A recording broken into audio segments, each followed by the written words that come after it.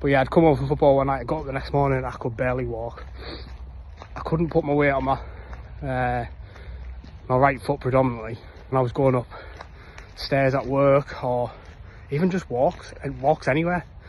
I would constantly in the back of my mind thinking, shit, my shins are going to start in any second now. Even when we were out walks with the kids, like on flat terrain, nothing even like really bad. A massive thing I've learned is, I know it's a bit cliche, but trust the process. Do you know what I mean? Paul knows what he's doing. But there's plenty of times where I questioned, fucking hell, does Paul know what he's doing here? But yeah, he quite clearly does, because he solved my issue. But patience, yeah, is a massive thing, I would say. On you don't have to do it overnight. I've got 3 young kids.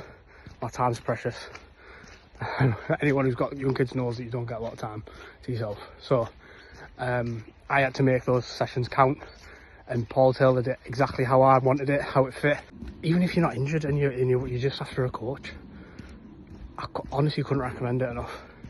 Having someone critique the way that you train, eat, does something to you internally that you've hold yourself to a much higher standard.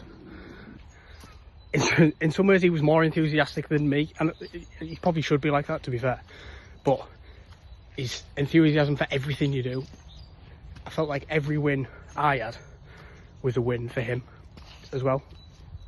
And I mentioned earlier about my low point. If Paul wasn't with me, I think especially at the low point where I couldn't do a 6-minute walk, I'd probably stopped. Well, I know I would have. He's very approachable. He talks to him about anything. He has a laugh with you about it. You don't feel like you sat talking to your coach or your trainer or whatever you want to call him.